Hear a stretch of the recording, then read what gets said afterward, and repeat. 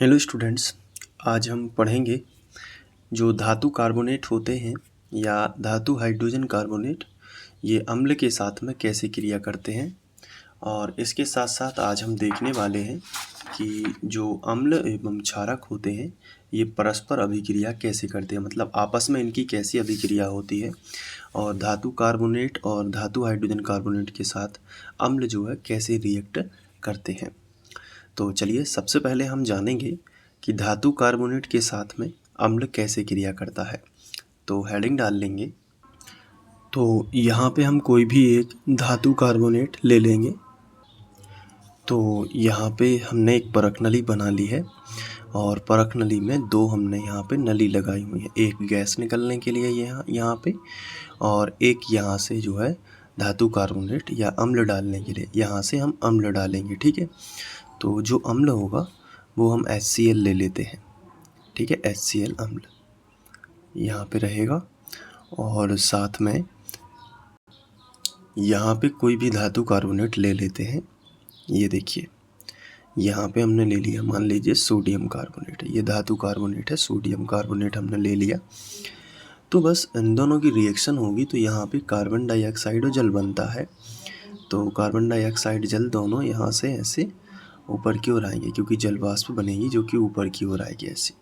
तो CO2, ठीक है, और यहाँ पे जो जल है वो दोनों इस नली के यहाँ से आएंगे। तो जब भी यहाँ पे सोडियम कार्बोनेट और अम्ल क्रिया करेंगे तो कार्बन डाइऑक्साइड और जल बनेगा। तो अगर हम यहाँ से कैल्शियम कार्बोनेट बनाना चाहें तो जो बनी हुई कार्बन डाइऑक्साइड और जल है, इसको यदि हम कैल्शियम हाइड्राइड के विलयन में यहाँ पे कैल्शियम हाइड्रोक्साइड मान लेते हैं कि ये जो पात्र है इसमें कैल्शियम हाइड्रोक्साइड भरा हुआ है। ये देखो कैल्शियम हाइड्रोक्साइड भरा हुआ है।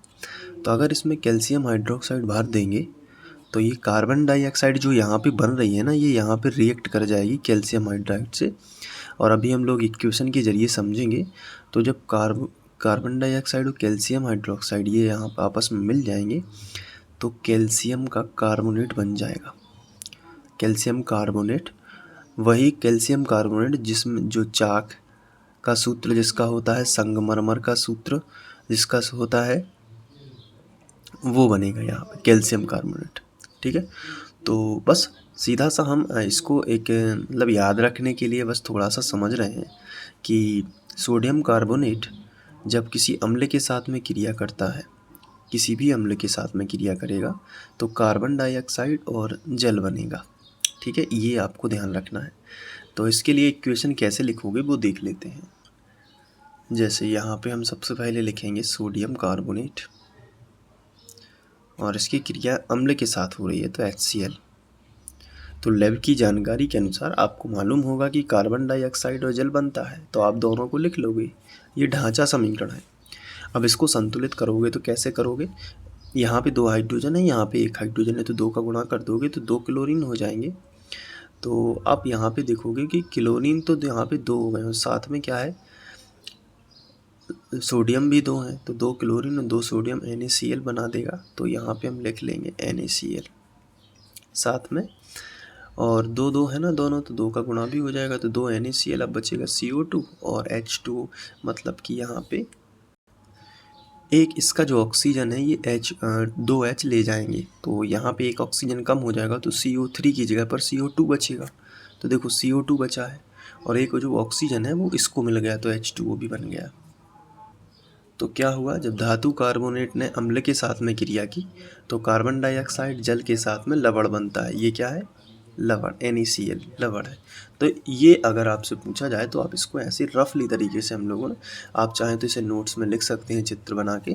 तो ये चीज़ आपको याद रखनी है। इसके साथ साथ ये तो हो गया कि धातु कार्बोनेट जब अम्ल के साथ, लेकिन जब धातु हाइड्रोजन कार्बोनेट अम्ल के साथ मिलेगा तो क्या होगा वो भी हम यहाँ पे समझ लेते हैं। तो यहाँ पे देखो धातु हाइड्रोजन कार्बोनेट जब अम्ल के साथ में क्रिया करेगा तो आपको यही चित्र इमेजिन करना है कि इसमें जो धातु कार्बोनेट के साथ में, मान लीजिए कि यहाँ पे धातु हाइड्रोजन कार्बोनेट रहेगा, चित्र ऐसे ही बनेगा। तो क्या रिएक्शन होगी उसको देख लेते हैं। तो धातु हाइड्रोजन कार्बोनेट सोडियम का ही ले लेते हैं। तो क्योंकि आपके सिलेबस में यही है, तो सोडियम बाइकार्बोनेट भी इसे बोलते हैं। सोडियम बाइकार्बोनेट यानी धातु बाइकार्बोनेट भी बोल सकते हैं धातु, और हाइड्रोजन को हाइड्रोजन बोल सकते हैं या बाई भी बोल सकते हैं। तो सोडियम बाइकार्बोनेट, इसे खाने का सोडा भी कहते हैं। जब ये इसके साथ में HCl अम्ल मिलाया जाएगा, ये देखिए HCl अम्ल मिला दिया हमने, तो यहाँ पे आपको दो चीज़ें प्राप्त होंगी। पहला तो होगा कार्बन डाइऑक्साइड और जल, तो दोनों चीज़ें हमने लिख ली। और तीसरा होगा लवण, जो कि NaCl ही होगा। मतलब एक सा ही उत्पाद बनेगा, जैसे इसमें बन रहा वैसे इसमें। बस इसको बैलेंस कर लो। यहाँ पे देखो H2O है, यहाँ पे देखो सबसे पहले तो NaCl है, तो Na और Cl ये हो गया। यहाँ पे दो हाइड्रोजन, यहाँ पे एक हाइड्रोजन है, लेकिन एक ये भी तो आ गया ना, इसमें नहीं था। देखो हाइड्रोजन कहाँ था, इसमें आ गया। तो आप क्या करना, दो हाइड्रोजन और एक ऑक्सीजन ले जाएगा, तो H2O बन जाएगा। तो यहाँ की जब एक ऑक्सीजन जाएगी तो यहाँ पे तो CO2 बचेगा, तो CO2 ये हो गया, और सोडियम क्लोराइड भी हो गया, और बैलेंस हो गया ये अपने आप ही। तो धातु जब हाइड्रोजन कार्बन अम्ल के साथ क्रिया करता है तो भी कार्बन डाइऑक्साइड जल और NaCl यानी लवण बनता है, बिल्कुल ऊपर जैसा। दोनों रिएक्शन साथ में है। तो आपसे कभी ऐसे क्वेश्चन रफली पूछा जा सकता है, इसलिए हम लोगों ने इस चीज़ को भी समझ लिया। इसके साथ साथ एक छठवां क्वेश्चन भी है जो इसी में हम लोग करेंगे, क्योंकि ये ज़्यादा डिटेल नहीं है और इनको तो बस थोड़ा थोड़ा समझना ज़रूरी होता है। ये छठवां क्वेश्चन कहता है कि अम्ल एवं क्षारक परस्पर अभिक्रिया करते हैं तो क्या बनता है, तो ये भी देख लेते हैं। तो यहाँ पे हम एक अम्ल ले लेते हैं जैसे कि HCl, और क्षार ले लेते हैं जैसे NaOH। जब ये परस्पर क्रिया करेंगे तो देखो यहाँ पे क्या बनेगा, NaCl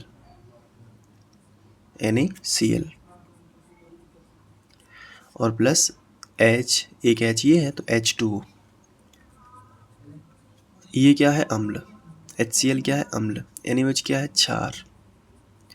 रिएक्ट करेंगे तो ये क्या बनेगा, लवण, और ये क्या बनेगा, जल। तो अम्ल और क्षार परस्पर जब अभिक्रिया करते हैं तो लवण बनाते हैं और जल बनाते हैं, तो ये आप यहाँ पे लिख भी सकते हो। और एक महत्वपूर्ण चीज़ आपको याद रखना है कि इस अभिक्रिया को उदासीनीकरण अभिक्रिया कहते हैं, क्योंकि इसमें क्या होता है, ये जो प्लस माइनस है इसके, यहाँ पे आप देख सकते हैं, ये अम्ल और क्षार आपस में, देखिए अम्ल और क्षार आपस में एक दूसरे को उदासीन करके लवण बना लेते हैं, ठीक है। तो इसे उदासीनीकरण अभिक्रिया कहते हैं, ये भी याद रखना। जैसे आपसे पूछ लिया जाए कि उदासीनीकरण अभिक्रिया क्या है, तो आप लिख सकते हो कि जब अम्ल और क्षार आपस में मिलकर लवण एवं जल बनाते हैं तो इस अभिक्रिया को उदासीनीकरण अभिक्रिया कहते हैं। मतलब इसमें अम्ल और क्षार दोनों उदासीन होकर लवण बना लेते हैं, मतलब दोनों का प्रभाव समाप्त हो जाता है, तो इसे उदासीनीकरण अभिक्रिया कहेंगे। तो इस तरीके से ये दोनों क्वेश्चन कंप्लीट हो जाते हैं। आप ये पहले लैंग्वेज लिख लेना, फिर ये रिएक्शन लिख लेना। तो छोटे छोटे से क्वेश्चन थे, हालांकि रफली आइडिया है, मैंने ऐसे क्वेश्चन बना दिए हैं। ये टॉपिक हैं थोड़े थोड़े से समझने के लिए।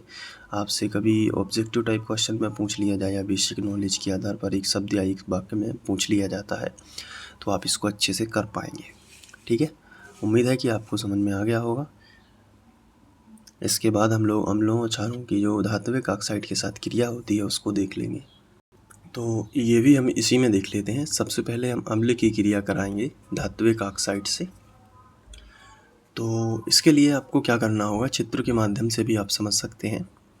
जैसे मान लो कि यहाँ पे एक बीकर है, ये समझो ये बीकर है जिसमें कोई धातु का ऑक्साइड यहाँ पे भर देंगे। जैसे कि मान लेते हैं कि ये कॉपर ऑक्साइड है, कॉपर ऑक्साइड, ठीक है। अब इसमें क्या होगा कि जैसे ही हम इसमें अम्ल मिलाएंगे, कोई भी अम्ल हम इसमें मिलाएंगे यहाँ पे, ठीक है, ऐसे मान लो कि ये अम्ल मिला रहे हैं, तो यहाँ पे जैसे कॉपर ऑक्साइड है और मान लेते हैं कि इसमें HCl अम्ल मिलाएंगे तो लवण बनेगा, तो कॉपर का क्लोराइड बनेगा क्योंकि ये प्लस है, लेकिन इस पर दो प्लस होते हैं इसलिए दो क्लोरीन चाहिए, तो कॉपर क्लोराइड ऐसे लिखा जाता है, ठीक है। तो कॉपर क्लोराइड बनेगा, तो यहाँ पे क्लोरीन दो हो गए, तो यहाँ पे दो का गुणा कर देंगे तो H2O बचेगा, तो प्लस में क्या बनेगा, H2O। तो कॉपर क्लोराइड जो है इसका रंग होता है नीला, नील हरित, नील हरित, इसलिए जो विलयन है वो पूरा नीला हरा हो जाता है। ठीक है, तो कॉपर ऑक्साइड अम्ल के साथ में क्रिया करके लवण एवं जल बनाता है। यानी कि जो अम्ल है वो धातु ऑक्साइड के साथ क्रिया करके, अगर हम इसको हिंदी में कन्वर्ट करना चाहें एक बेसिक जानकारी के आधार पर, तो जो अम्ल है वो धातु ऑक्साइड के साथ क्रिया करता है। इसको थोड़ा यहाँ पे समझना, ये अम्ल है, ये धातु ऑक्साइड है, तो मैंने अम्ल पहले लिख दिया है। तो अम्ल प्लस धातु ऑक्साइड अगर आपस में रिएक्ट करेंगे तो क्या बनेगा, लवण प्लस जल। ये बेसिक नॉलेज रहेगा यहाँ पे।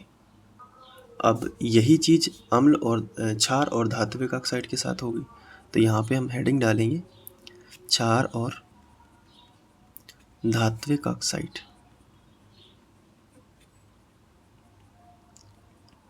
तो यहाँ पे देखो क्षार क्या है, हम कोई भी एक क्षार ले सकते हैं। तो यहाँ पे हम क्षार लेंगे कोई भी, तो एक क्षार मुझे याद आ रहा है कैल्शियम हाइड्रोक्साइड। ठीक है, ये भी एक क्षार है। अगर ये धातु का ऑक्साइड, कार्बन भी क्या है, एक धातु है, तो इसका ऑक्साइड कार्बन डाइऑक्साइड होगा। तो अभी हमने पढ़ा हुआ है इस बारे में। आप देखिए, ये कार्बन डाइऑक्साइड कैल्शियम हाइड्रोक्साइड के जब पास जाती है तो क्या होता है, कैल्शियम कार्बोनेट बनता है ना। तो यहाँ पे भी क्या होगा, कैल्शियम कार्बोनेट बनेगा और साथ में क्या बनेगा, जल बनेगा। तो ये भी लवण है और ये क्या है, जल है, लवण प्लस जल। तो बस ये याद रखना आपको कि कैल्शियम हाइड्रोक्साइड जब कार्बन डाइऑक्साइड के साथ रिएक्ट करेगा तो कैल्शियम कार्बोनेट और जल बनाएगा। तो इस तरीके से हमें कुछ बेसिक जानकारियाँ यहाँ पे पता चलती हैं धातु कार्बोनेट वाली। आप इसको नोट कर सकते हैं। ये देख लो यहाँ पे धातु हाइड्रोजन कार्बोनेट, ये मतलब कि थोड़ा सा ये है कि इसके नोट्स जो है वो इसी तरीके से बनेंगे आपके कॉपी में, चित्र बना के, रिएक्शन लिख के और एक एक चीज़ इंडिकेट करके। इसके बाद अम्ल क्षारक जो है इसकी डेफिनेशन और ये बनेंगे। ठीक है, और इसके बाद जो बेसिक हमने यहाँ पे देखा है कि धातु ऑक्साइड के साथ, तो ये चित्र बना लेना और ये कर लेना। ठीक है, तो ये आपको समझ में आ जाएगा कि क्या लिखा है। ठीक है, हालांकि इसमें जो क्वेश्चन है वो ऑब्जेक्टिव टाइप बनेंगे। या आपसे पूछ लिया जाएगा कि जब अम्ल धातु ऑक्साइड के साथ क्रिया करता है तो क्या बनता है, तो आप लिखोगे लवण एवं जल, या खाली स्थान छोड़ दिया जाता है यहाँ पे, तो वो, या कोई भी रिएक्शन आपको इन्हीं में से दे दी जाएगी, खाली स्थान छोड़ दिया जाएगा, तो आप कर लोगे। ठीक है, इसके बाद हम वेरी इंपॉर्टेंट क्वेश्चन करेंगे, पीतल एवं तांबे के बर्तनों में खट्टे पदार्थ नहीं रखने चाहिए। तो नेक्स्ट वीडियो लेक्चर में, तब तक आप ये लिख लो अच्छे से। ठीक है, थैंक यू।